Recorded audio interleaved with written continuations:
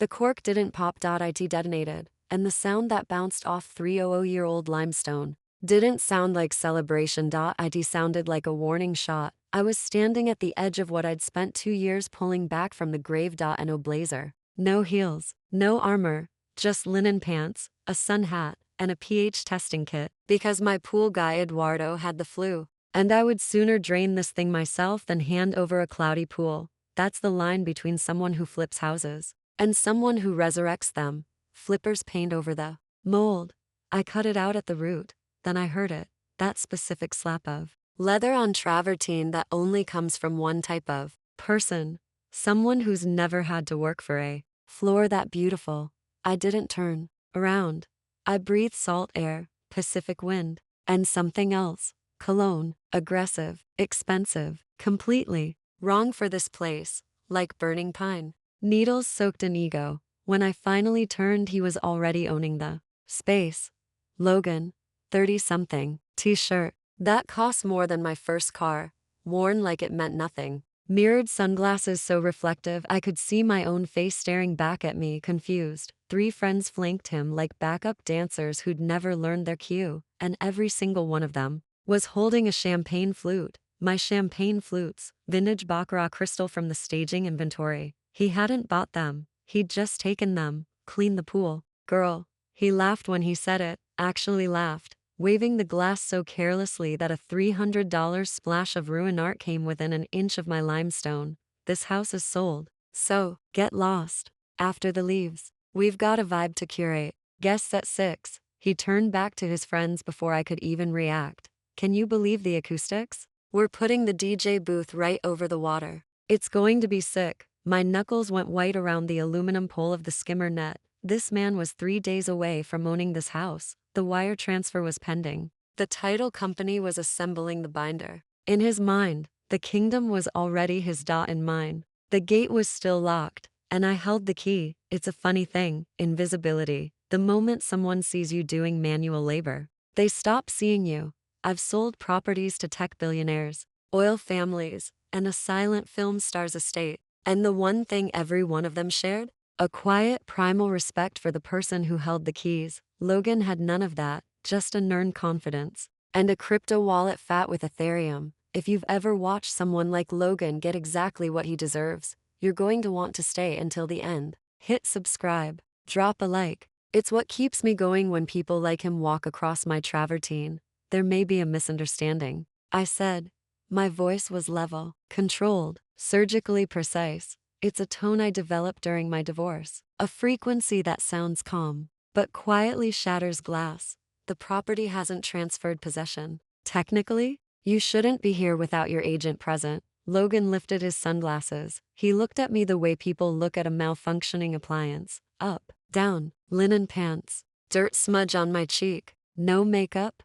Possession? He repeated, air quoting it. Babe, the money is in the ether. It's done. Now, are you cleaning the pool, or do I call your boss and explain why his cleaning lady has an attitude problem? One of his friends, the one in a fedora, in 2026, snickered. Careful, Logan. She might hex the water. I looked at the pool. I looked at the champagne ring forming on my custom M. 7:00 a.m., my office. The kind of silence that only exists before something irreversible happens. On my desk, one manila folder. Clean edges. Crisp label. 120 Ocean Drive closing documents. To the right of it. My banking portal glowed on the screen. A pending wire transfer. 14.5 million. Sitting there in the queue like a green, pulsing heartbeat. That number had a different name depending on the day. Some mornings it was financial freedom. Some mornings it was proof. Today, it felt like a test. The Mont Blanc pen was right there. 3 signatures.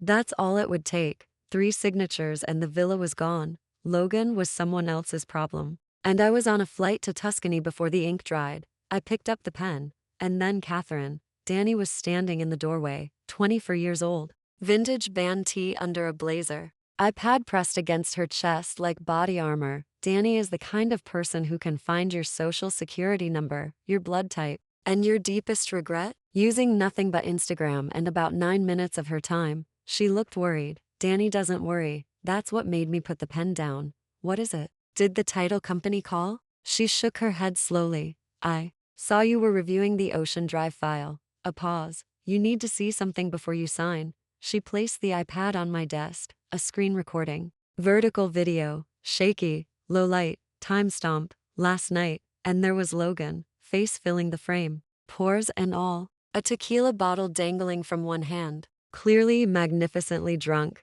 Yo, what's up, crypto kings and queens? The audio was clipping, his voice too big for the microphone. Welcome to the future HQ of Alphabet. I just bought this dump from some old lady. For pennies. A muscle twitched under my left eye. Old lady. Logan spun the camera toward the fireplace, the 17th century French limestone mantel, the one I'd imported piece by piece, crate by crate, across an ocean. See this old rock? Ugly, right? We're going to sledgehammer this garbage tomorrow. Floor to ceiling LED wall. Live charts, 24/7 baby. And then he kicked it. He pulled his foot back and kicked the base of the mantle. A cloud of 300-year-old dust bloomed into the air like a small, quiet scream.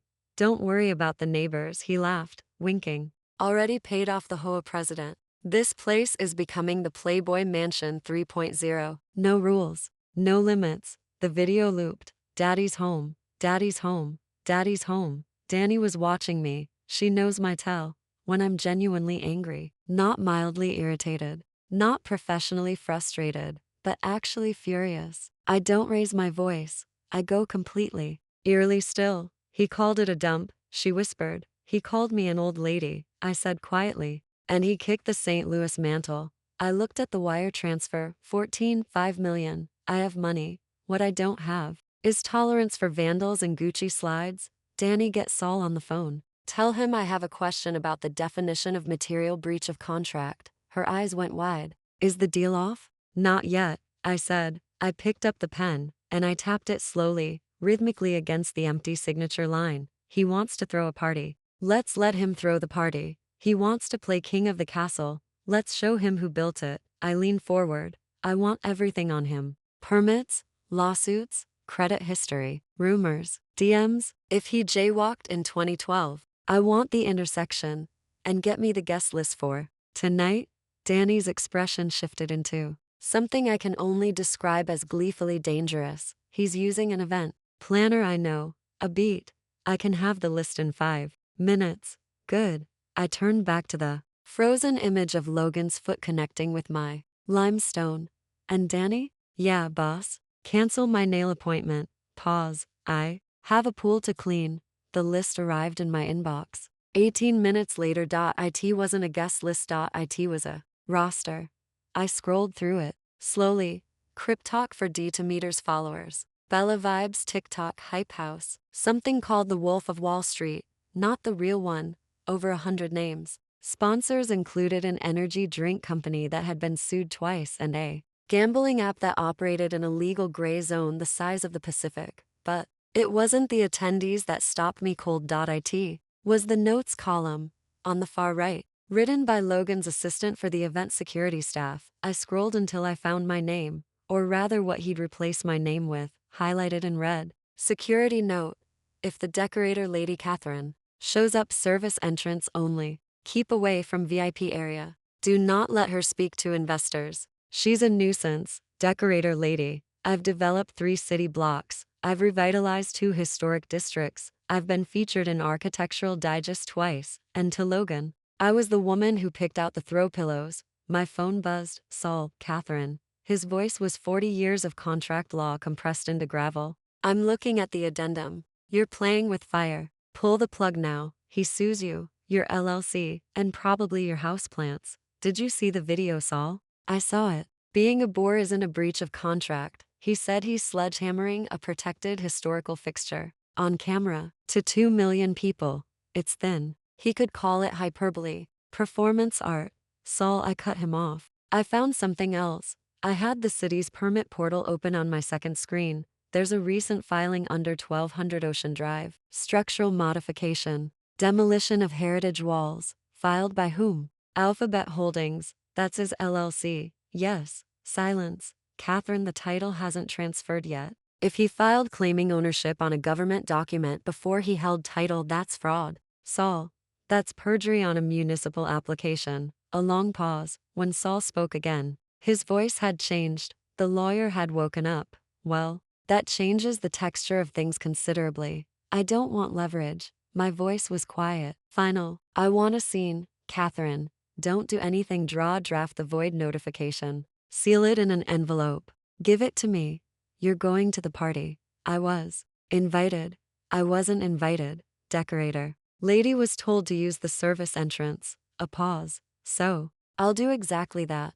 I hung up. The plan had a shape now, sharp edges. Real risk. If I miscalculated, if I timed it wrong, moved too fast. Gave him a single second to regroup. I could lose the sale, face a bad faith lawsuit, and watch everything I'd built get dragged through civil court for 3 years. The blue tape on my walls burned behind my eyes.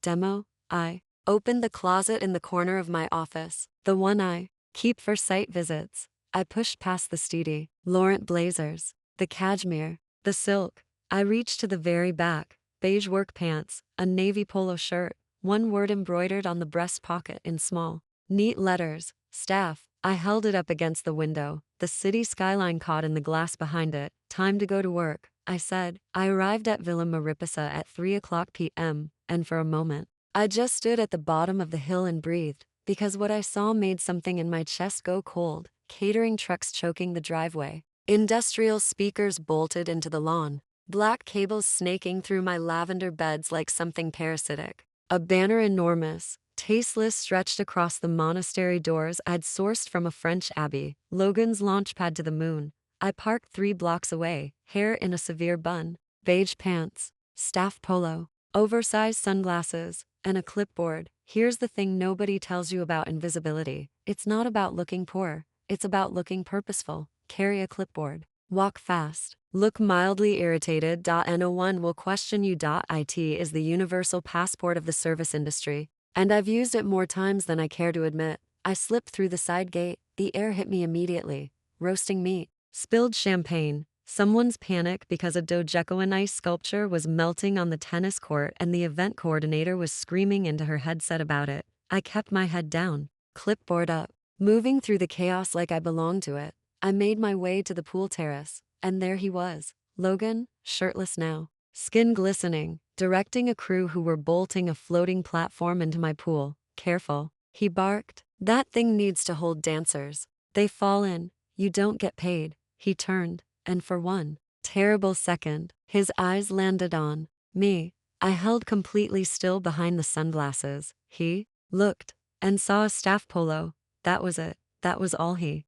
saw. Hey pool girl, yes? I told you to clean this yesterday. There's still dust on the surface. Surface tension particulate, I said, inventing the phrase on the spot. If I skim it now, the chemical balance shifts before the party. Better to wait. He stared at me, processed it, whatever. Just make it look wet and expensive. He waved a hand. And go tell bar staff to start opening the magnums. They need to breathe, of course. Any particular vintage? The ones that look good on camera, he said. Already turning away, I walked toward the house, past the outdoor kitchen, and that's where I saw her, Alina, the catering manager. 70 years old. The steadiest hands I'd ever seen. The same woman who'd painted the mural in the dining room while telling me stories about the canyon's history. She was standing at the prep station. She looked up, saw me.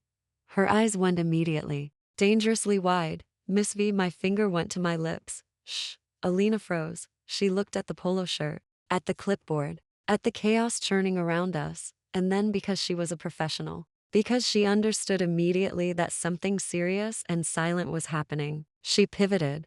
Can I help you with the inventory? She asked, perfectly neutral, perfectly composed. I leaned in close. Alina, listen carefully. The wine room stays locked. Don't touch the vintage collection. Something enormous was coming, and only one of us in that courtyard knew what it was. The night everything burns, he doesn't own the 1980 to Petrus yet. I said it quietly, calmly. The way you say something you've already decided is final, and he never will. Alina stared at me. The terror in her eyes shifted slowly, carefully into something else entirely. Keep the cellar locked, I said. If he asks, tell him the key broke. Tell him you're waiting on the spare. She swallowed. Are you staying? I glanced back across the courtyard. Logan was taking a selfie with the roasting pig. I have a front row seat, I said. A small, quiet smile crossed Alina's face. The kind that belongs to people who've watched powerful things happen up close. They're drilling holes in the travertine for the DJ booth, she said softly. I know. I turned toward the house. The bill is going to be astronomical. Inside, the villa was cool and dark. I could hear the bass testing outside. Thump, thump, thump. A headache building. Trying to get in. I walked to the library. The blue tape was still there. Demo? I stared at it for a long moment. Then I reached into my bag. The envelope Saul had prepared was heavy cream paper, sealed in wax. It looked like a wedding invitation. It was a death notice for a dream that was never his to have. I crossed the room to the antique desk in the corner, the one I'd sourced from an estate sale in Provence, the one with the brass handles that had taken 3 months to restore, and I placed the envelope inside the drawer. I closed it gently. Enjoy the party, Logan, I whispered to the empty room. It's going to be a short one. I retreated to the servants' quarters, a small studio above the garage designed for a live-in housekeeper, tasteful quiet, with one feature Logan had no idea existed: a perfect, unobstructed view of the main house, the terrace, and the entire driveway. My command center. My phone lit up. Bryce, Logan's real estate agent. 2 tight suits. To many teeth. Catherine, we need the final countersign. Logan wants to flash the deed during his speech tonight. Please send ASAP. I looked at the message for a moment. Typed back slowly. Having some scanner issues. File appears corrupt. Resending shortly. 3 dots appeared instantly. He is literally screaming at me. Just photograph the signature page and text it. I set the phone face down on the desk. Technical difficulties. Stand by. Let him scream. Below me, the party was metastasizing. Rented Lamborghinis and fleet Ubers clogged the driveway. Women in dresses that defied structural engineering. Men in streetwear that cost more than a semester of college. Every single one of them, with a phone raised, live streaming their own arrival like red carpet talent at an event no one outside their algorithm had heard of. I opened TikTok on my burner account, searched the hashtag, login launch. The top video was posted 9 minutes ago, and there was Logan, white suit, the kind of white suit that belongs on a televangelist or a cautionary tale. What's up, guys? We are live from the mansion, he shouted over the music. Just waiting on the final paperwork from the seller. Some menopausal pool lady who apparently can't figure out how to use Dokuzen. His friends laughed. Seriously, why do boomers even own property? She's probably looking for her reading glasses. More laughter. The comments moved like a river. Boomer remover. Buy her life, Logan. Savage. I put the phone down. Menopausal pool lady. I'm 46. I run a $20 million portfolio. I do yoga 5 times a week. And yes, my close-range vision has started to require reading glasses. But I can still read fine print better than he will ever be able to. The insult didn't wound me. It clarified me. It burned away the last trace of professional hesitation I'd been carrying all day. This wasn't business anymore. This was a public service. I checked the time. 7:45 p.m. The bass was rattling the window frames of the garage studio. I stood up, walked to the mirror, and I started to peel off the disguise. The beige work pants, the staff polo, gone. Underneath, because I had planned this moment down to the thread. Count, I was wearing a black silk Alexander McQueen jumpsuit, tailored to the millimeter. Sharp shoulders, plunging neckline, the kind of garment that doesn't say guest.it says owner.it says this was always mine.it says run. I shook out my hair, let the waves fall exactly where they wanted. I uncapped the lipstick. A deep, unapologetic red I've called war paint since the day I bought it. I slipped into my heels, 4 inches of steel. I checked the permit printout one final time. Applicant, Alphabet Holdings LLC. Date filed, October 14th, before he held the title. Before the wire cleared, he had signed his own name to a government document, claiming ownership of something that wasn't his yet. He had handed me everything. I tucked the document into my clutch. I didn't need a key to the main house. I knew the code. I had written the code. I opened the studio door and stepped out into the night. The music hit like a wall, a techno pulse so heavy it pressed against my sternum. I walked down the stairs, through the shadows, and something shifted in me as I moved. I wasn't hiding anymore. I wasn't the pool girl. I wasn't the decorator lady. I wasn't invisible. I was the haunting itself, walking toward the light. The main terrace was chaos distilled into human form.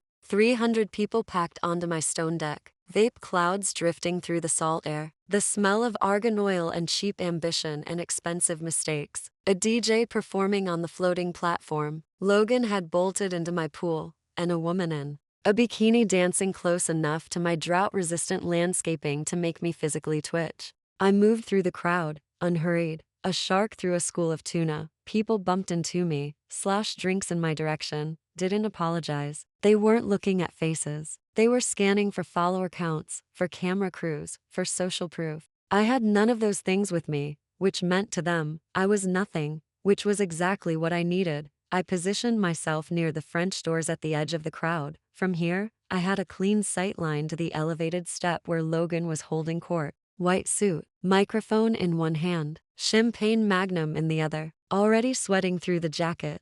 Listen up. His voice boomed across the terrace. The crowd quieted or tried to, over the music. I just want to say, looking around tonight, this is what winning looks like. Cheers. A glow stick arced through the air. They told me crypto was dead. They told me I was crazy. He spread his arms wide, gesturing at the house. My house behind him. Look at this place. We took it. We conquered it. This is Alphabet HQ now. More roaring. And to the previous owner he let a sneer curl across his face, performing it for the cameras. Thanks for keeping the seat warm, sweetheart. History is over. The future just moved in. The crowd erupted. I stood completely still, arms loose at my sides, not watching Logan, watching the woman standing next to him, his fiancée Crystal, young, beautiful, dressed impeccably, the one person on that terrace who looked like she might actually have taste, and bored. So profoundly. Quietly bored, the expression of someone who has attended too many of these performances and stopped believing in the magic of them.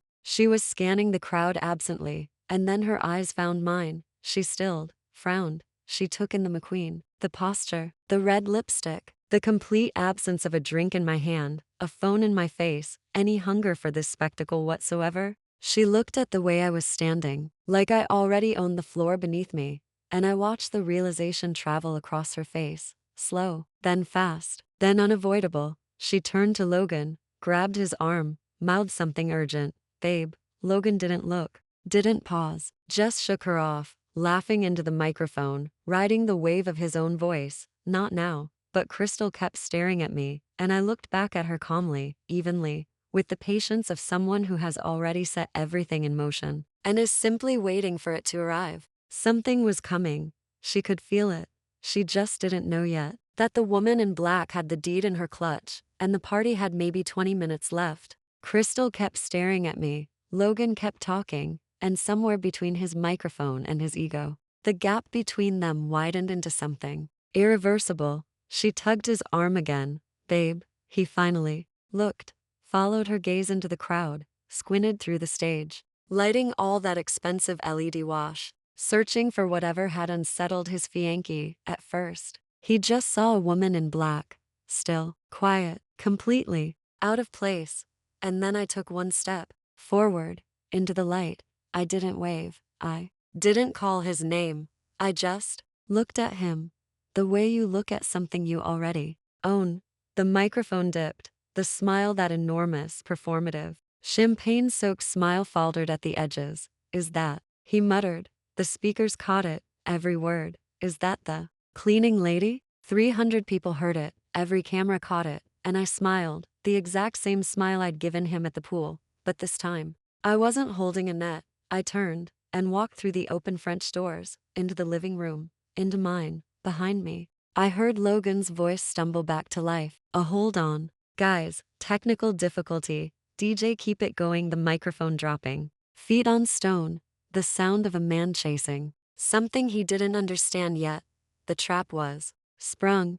He was coming to me, exactly as planned. I walked to the antique desk, opened the drawer, lifted the envelope, turned around. Logan burst through the doorway like something feral. Face flushed, chest heaving, white suit already ruined by the night. The bass from outside pressed through the walls. A dull, dying throb like a heartbeat winding down. He stopped when he saw me holding the envelope. Something in his brain tried to make sense of it. Failed. What the hell are you doing in here? His voice was loud, but the room swallowed it. I told you, service entrance. And where did you get that dress? Did you go through the closets? I set the envelope on the desk, gently. Hello, Logan, I said. The room was high-ceilinged. My voice carried in it the way voices do in spaces built with intention. I think it's time we discuss the closing. He blinked, laughed a sharp, disbelieving sound. Discuss the lady, you're the help. I don't discuss closings with the help. He reached for his phone. I'm actually going to record this. Crazy cleaning lady crashes the party. This is content. He raised the phone, and I let him. My name, I said, enunciating each syllable like I was signing a document, is Catherine Vale, a beat. I am not the cleaning lady. I am the owner of this property. The developer you've spent the last 6 hours mocking on TikTok to 2 million people. The phone lowered, a millimeter, then another. He squinted at me, his brain running the comparison: beige pants, smudged cheek, aluminum skimmer net against what was standing in front of him now. The seller is some old. He stopped, looked at my eyes, and saw it.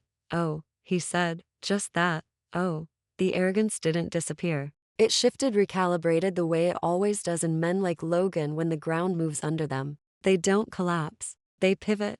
Okay, so you're the seller. Came to crash your own closing party. A shrug, like this was mildly interesting at best. Bit dramatic, but fine. Did you bring the papers? Bryce said you were having scanner issues. He held out his hand, snapped his fingers. Hand them over. I've got investors waiting. I didn't bring papers to sign, Logan. I tapped the envelope. His eyes went to it.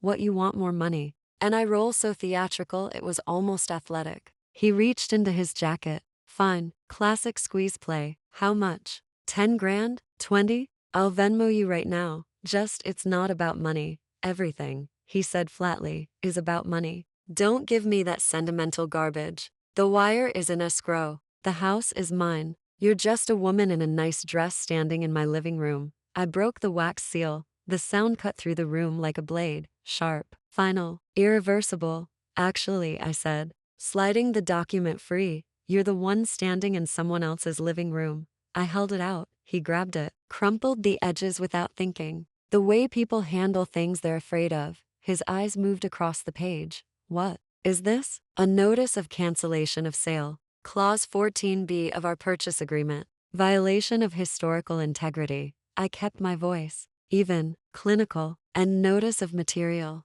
Breach due to fraudulent permit filing prior to title transfer. The color drained from his face, then rushed back, blotchy, uneven. Wrong. 14B? You can't. I paid. The money is, the escrow hasn't closed. My signature is not on the deed. A silence. And it never will be. He looked up. His eyes were doing something I recognized. That frantic search for an exit. For leverage. For the angle that changes everything back. There wasn't one. He stepped toward me. Fists at his sides. The physical threat was unmistakable. I will sue you into nothing. I will bury your career. I will make sure you never sell another property in this state, Logan. My voice was quiet, the quietest it had been all night. I took one step toward him, not back, not sideways. Toward him. I survived an 18% interest rate market. I survived a divorce from a man who hid assets in the Cayman Islands. I have sat in city council chambers until 4 in the morning fighting people with law firms older than this house. I held his gaze. Do you genuinely believe a boy with a crypto wallet and a rented suit is something I'm afraid of? Silence. The bass outside. The distant sound of his own party. 300 people who had no idea. You have 10 minutes to clear the premises, I said. The police are currently at the bottom of the hill. They've been there for an hour. And I don't think they're particularly fond of techno.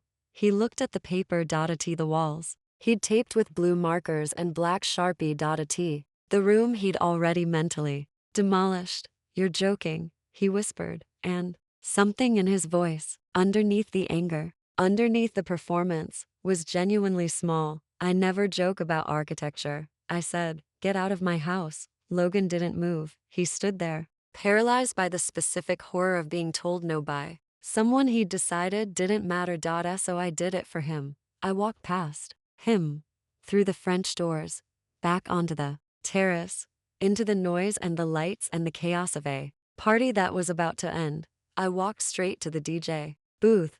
The DJ, bleached hair, headphones around his neck, completely absorbed in his own performance, looked down when my shadow fell across the platform. Cut it, I said. What? He cupped his ear. I didn't repeat myself. I reached over and pulled the main power cord from the mixer. The silence was violent. The bass died mid-beat. The lights lurched to a flat, static white. 300 heads turned simultaneously the entire terrace. In one motion toward the booth, someone yelled, "Drop the beat." I tapped the DJ's microphone. Still live. Battery backup.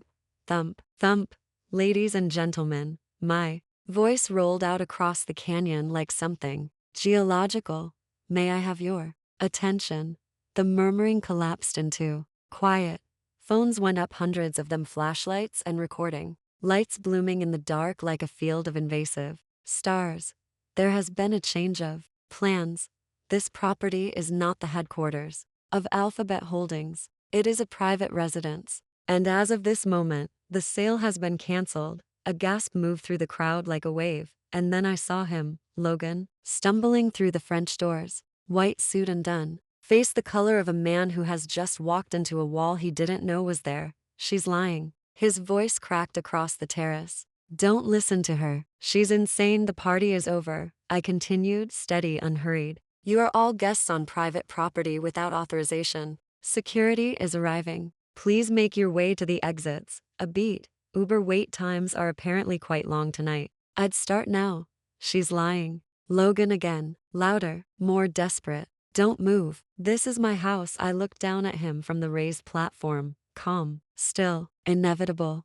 Logan, you filed a demolition permit on a property you didn't own. That's fraud on a municipal document. It's on record. I gestured to the crowd. To the sea of phones. To the hundreds of red recording lights. Do you want to finish this conversation in front of your followers? He looked at the phones, saw the live streams, saw himself frantic, disheveled, unraveling in real time, reflected back in every screen. The performance was over. He grabbed Crystal's hand. We're leaving. But babe, the gift bags. We're leaving. I watched them go, and then I watched 300 people follow. It was extraordinary. Honestly, the way influencers scatter when the social contract breaks. Like cockroaches when someone turns on the lights. The DJ packed his equipment faster than I've seen professionals work in years. The fire dancer extinguished her flames without a word. The Dogecoin ice sculpture, now barely recognizable, sat in a puddle on the tennis court, melting quietly into the stone. Within 20 minutes, the terrace was empty. And the real silence came back, the one that belongs to this place. The ocean, far below, pushing against the rocks in long, slow rhythms. The eucalyptus trees breathing in the wind. The limestone walls, cooling in the night air, settling back into themselves. 300 years of patience. Rewarded. Alina appeared at my elbow, quiet as smoke. She was holding a bottle into glasses. Everyone's gone. Miss Vale, staff is finishing the kitchen. She held up the bottle. It wasn't the catering wine. It wasn't whatever Logan had brought. It was a 2015 Cabernet from my personal cellar, one I'd been saving without quite knowing for what. He kept asking for the good stuff, Alina said, with a smile that contained an entire conspiracy. I thought you might need a glass. Join me, I said. We walked to the edge of the infinity pool. The water was dark and still, glass-like, perfect. The surface holding the reflection of the moon like something precious. I sat on the coping, and without thinking, without caring even slightly, I lowered my feet into the water, McQueen heels and all. I poured the wine. We clinked glasses. The sound rang out over the canyon, clear and brief and completely, entirely ours. You lost the sale, Alina said softly, not unkindly, just honestly. That was a great deal of money. I looked at the house, the limestone facade, the arched windows, the imported oak doors still standing exactly where I'd placed them, holding the light of the moon the way they'd been holding light for 3 centuries. I kept the house, I said, and I kept my dignity. The market moves. There will be other buyers. There are always other buyers. I looked down at the water, and there, floating near the edge of the pool, exactly where I'd left it, was the aluminum skimmer net. I reached over, picked it up, held it. It was light, cheap, completely ordinary. But in that moment, in that silence, under that moon, it felt like a crown. Besides, I said, taking a slow sip of the wine, feeling the warmth move through my chest like something finally coming home. I finished cleaning the pool. A pause. The trash is gone. I sat there for a long time after that, feet in the water, glass in hand. The sound of the ocean below and the stars above. And this house. My house breathing quietly around me, for the first time in 3 years. It didn't feel like a project. It didn't feel like proof. It didn't feel like surgery, or reconstruction, or survival. For the first time since I bought it, it just felt like home, and that was worth every penny he never got to spend.